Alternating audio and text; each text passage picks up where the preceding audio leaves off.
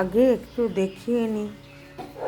এখানে আছে ভাত, এখানে আছে কাতলা মাছের ঝোল, কাতলা মাছ ভেজে, আলু ভেজে, কালো জিরে ফোড়ন দিয়ে, টমেটো, জিরে, ধনে, আদা বাটা দিয়ে মাছের ঝোল। এখানে আছে বাঁধাকপি, আলুটাকে তেলের মধ্যে জিরে ফোড়ন দিয়ে ভেজে, তাতে বাঁধাকপি দিয়ে, আদা জিরে বাটা দিয়ে, তারপরে নুন দিয়ে নরম হয়ে গেলে মিষ্টি দিয়ে, ঘি, গরম মশলা দিয়ে, কাঁচা লঙ্কা দিয়ে মাখা করে রান্না করেছি। এখানে আছে মূলোর ডাল,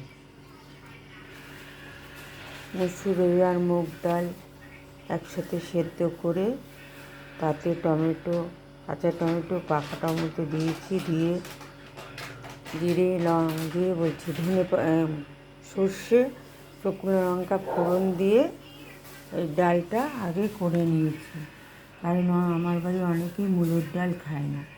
তারপর এখানে মূলোটাকে দিয়ে দিয়েছি, দিয়ে নুন, মিষ্টি, ধনে পাতা সব দিয়ে আমার জন্য মূলোর ডাল করেছি।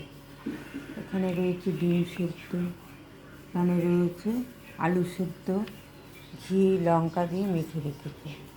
আর এখানে রয়েছে মাছ চচ্চড়ি, খলসে মাছ আর পুঁটি মাছ ভেজে, তারপরে তেলের মধ্যে পেঁয়াজ কলি দিয়ে, টমেটো দিয়ে, জিরে ধনে,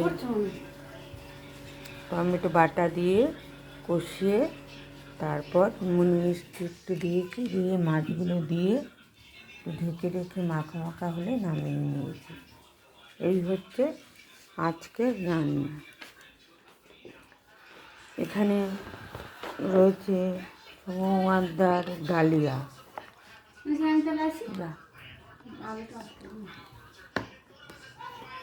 আর সুকুমারদার মূলোর ডাল।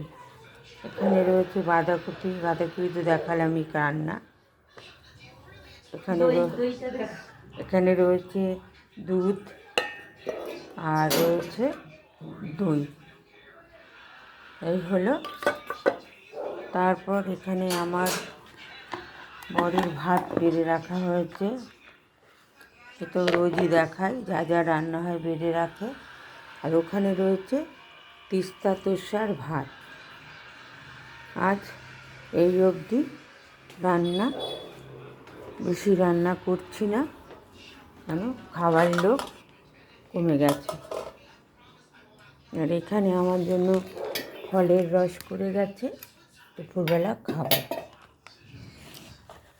তাহলে রান্নাটা দেখালাম, এখানেই শেষ করলাম ভিডিওটা। আবার বলবো, লাইক, কমেন্ট, শেয়ার করবে বেশি করে, তাহলে আমারও ভালো লাগবে করতে, না হলে আমার ভিডিওটা করতে ভালো লাগবে না।